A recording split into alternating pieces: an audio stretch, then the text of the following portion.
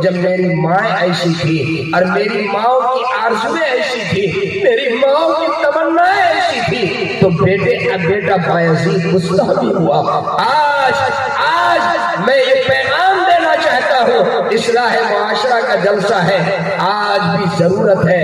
اے میری ماں، آپ اپنے بچوں کی ایسی تربیت کیجیے۔ پہلے کی ماں اپنے بچوں کی تربیت کرتی تھی تو قرآن کریم کی تلاوت کرتی تھی، لوریاں دیتی تھی، قرآن کی تلاوت کرتی تھی، آٹا گوندتی تھی، قرآن کی تلاوت کرتی تھی، روٹی بناتی تھی، قرآن کی تلاوت کرتی تھی۔ بچہ کئی پارا ماں کے گود میں سیکھ لیتا تھا۔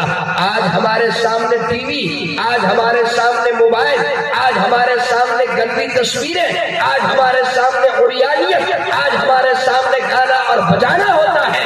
میں جاننا چاہتا ہوں، جس بچے کے سامنے ٹی وی آن ہو، جس بچے کے سامنے گانا بجانا، جس بچے کے سامنے عریانیت، جس بچے کے سامنے فحاشی، وہ بچہ بایزید بنے گا، وہ بچہ قطب الدین بختیار کاکی بنے گا، وہ بچہ خواجہ اجمیری بنے گا، وہ بچہ نظام الدین اولیاء بنے گا، وہ بچہ شیخ الحدیث بنے گا، وہ بچہ شیخ التفسیر بنے گا۔ نہیں میرے دوستو، آپ اپنی انداز تربیت کو بدلیے۔ میری ماں اور بہنوں، آپ اپنے بچوں کی صحیح تربیت کیجیے، اپنے بچوں کی صحیح تربیت کیجیے۔ میں پوری ذمہ داری کے ساتھ یہ پیغام دے کر کے آپ سے رخصت ہونا چاہتا ہوں۔ ایمان اور اسلام کی حفاظت کی فکر کیجیے۔ آنے والی نسلوں میں ایمان کا تحفظ کیسے ہو، آنے والی نسلوں میں دین کا تحفظ کیسے ہو، آنے والی نسلوں میں ایمان کیسے باقی رہے۔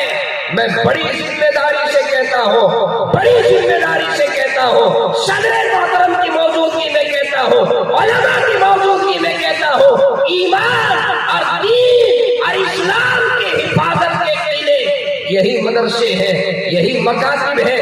انہی مکاتب سے ایمان محفوظ رہے گا، انہی مکاتب سے اسلام کا تحفظ ہے، انہی مکاتب سے ہماری آنے والی نسلوں میں ایمان اور اسلام کی بقا ہے۔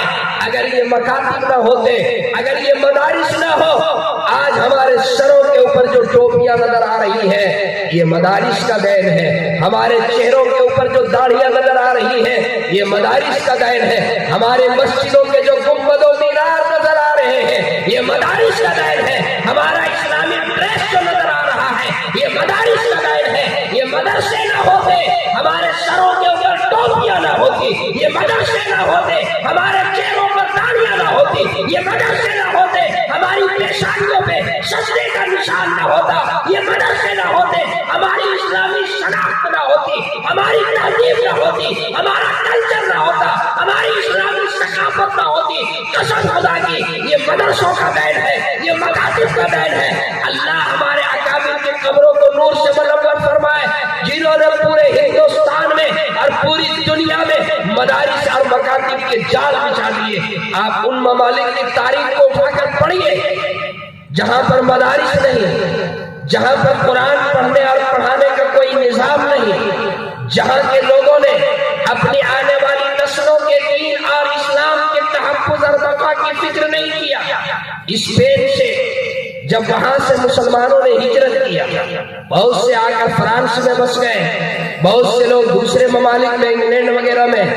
فرانس کی تاریخ اٹھا کر کے دیکھ لیجئے، آپ کو معلوم ہوگا وہاں پر انہوں نے اپنے آنے والی نسلوں کے لیے قرآن کی تعلیم کا کوئی نظام نہیں بنایا، مکاتب نہیں قائم کیے، مدارس نہیں قائم کیے۔ آج وہاں کے مسلمانوں کا حال کیا ہے؟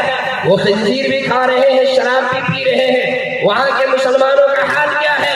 چونکہ آنے والی نسلوں کے لیے انہوں نے کوئی انتظام نہیں کیا، آج وہاں کے مسلمانوں کا اتنا برا حال ہے۔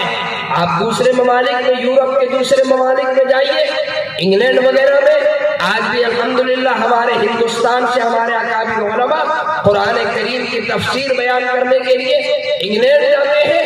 وہاں کا نظام جو وہاں مسلمان بستے ہیں بتاتے ہیں کہ وہاں کے مسلمانوں نے ایسا نظام بنایا، الحمدللہ وہاں کا بچہ صبح جب سو کر اٹھتا ہے تو بچے کے ہاتھ میں قرآن ہوتا ہے، پہلے بچہ 1 گھنٹے کے لیے یا 2 گھنٹے کے لیے مکتب جاتا ہے، اور پھر 1 یا 2 گھنٹے کے بعد بچہ گاڑی میں بیٹھ کر کے اور اسکول جاتا ہے، اسکول سے آتا ہے، پھر بچہ 1 گھنٹے کے لیے مکتب یا مدرسہ جاتا ہے۔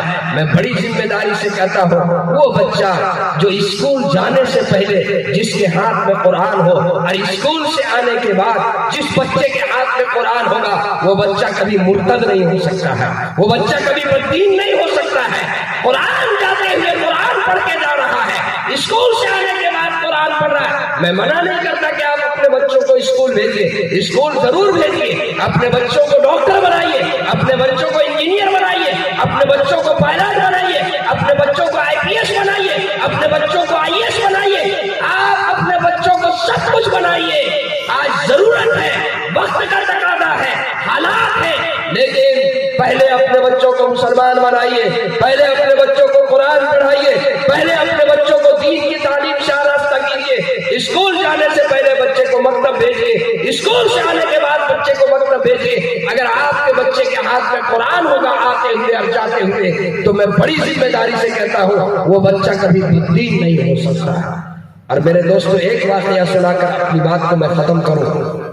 حضرت مولانا سجاد نعمانی دامت برکاتہم العالیہ، عالم اسلام کی بہت کامیاب شخصیت، اللہ ان کے عمر میں برکت عطا فرمائے۔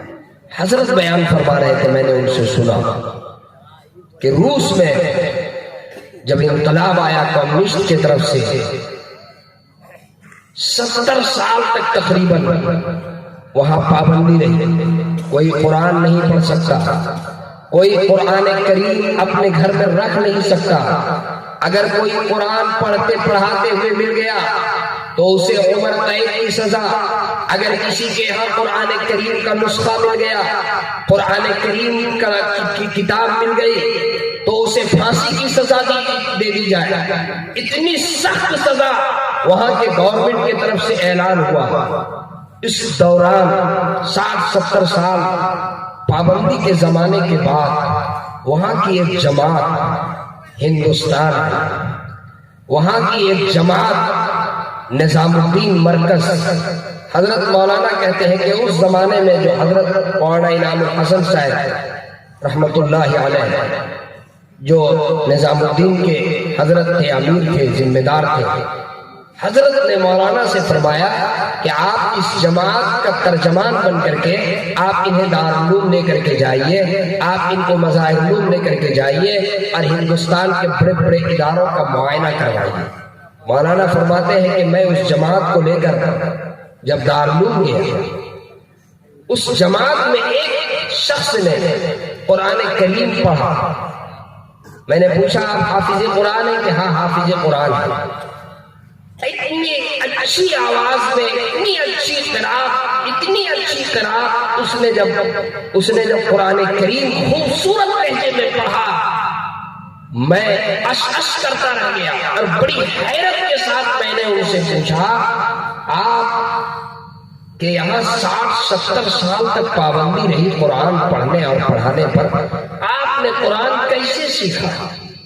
انہوں نے جواب میں جو کہا ہے بڑی ہم سب کے لیے عبرت۔ یہ جو مدرسہ ہے دارالعلوم زکریا، اور صرف دارالعلوم زکریا نہیں بلکہ آپ کے علاقے میں جتنے مدرسے ہیں، ہمارے اس پورے بہار میں، جھارکھنڈ میں اور ہندوستان میں جہاں جہاں مدرسے ہیں، ان مدرسوں کی وقت آپ کے دلوں کے اندر اتر جائے، ان مدرسوں کی اہمیت آپ کے دلوں کے اندر اتر جائے، ان مدرسوں کی افادیت آپ کے دلوں کے اندر اتر جائے۔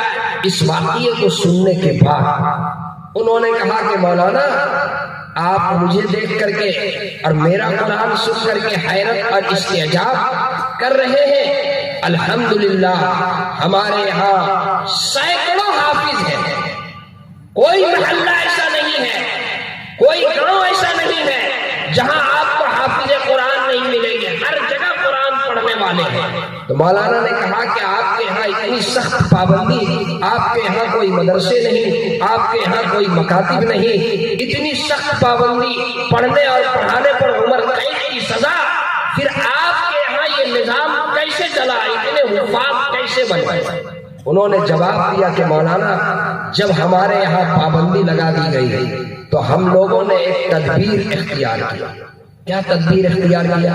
کہا کہ مولانا ہم لوگ مصنوعی طور پہ جنازہ تیار کرتے تھے، مصنوعی جنازہ، ایسے ہی زندہ آدمی کو یوں ہی کفن لپیٹ کر کے اور جنازے کو چارپائی پہ لٹا دیتے اور اس کو چادر اڑا کر کے اور کاندھے پہ اٹھا کر کے اور اسے لے کر قبرستان جاتے، اور وہاں پہلے سے چند لوگ موجود ہوتے جو قبر تیار کرتے، اور ایک شخص قبرستان کے گیٹ پر کھڑا رہتا نگرانی کے لیے، تاکہ گورنمنٹ کا کوئی عملہ ادھر سے گزرے نہ اور اسے کوئی شک نہ ہو، اگر شک ہو تو وہ اشارہ کرتا۔ قبر پہلے سے تیار رہتا اور مصنوعی جنازہ لے کر قبرستان میں داخل ہوتے۔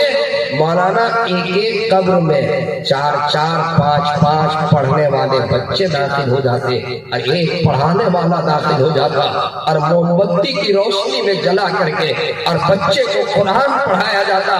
کہا مولانا ایک بچہ جو 3 سال میں مدرسے میں حافظ ہوتا ہے، 4 سال میں مدرسے میں حافظ ہوتا ہے، قبر کے گڈھے میں اتر کر کے 6 مہینے میں میں نے حافظ قرآن بنایا، 6 مہینے میں موم بتی کی روشنی میں بچے حافظ قرآن ہوئے۔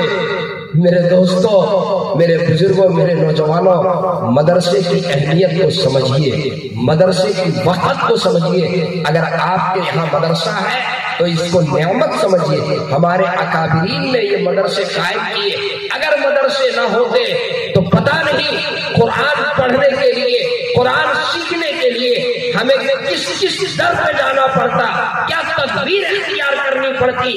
الحمدللہ میں یہ کہہ کر آپ سے رخصت ہوتا ہوں، وقت میں آپ کا زیادہ نہیں لینا چاہتا، کیونکہ ہمارے محترم حضرت صدر محترم دامت برکاتہم العالیہ تشریف فرما ہے، ان کا قیمتی خطاب بھی ہمیں سننا ہے، اس لیے میں مناسب نہیں سمجھتا کہ میں مزید آپ کا وقت لوں۔ بس آپ سے یہی گزارش کر کے رخصت ہو رہا ہوں کہ یہ دارالعلوم زکریا مولانا تسلیم صاحب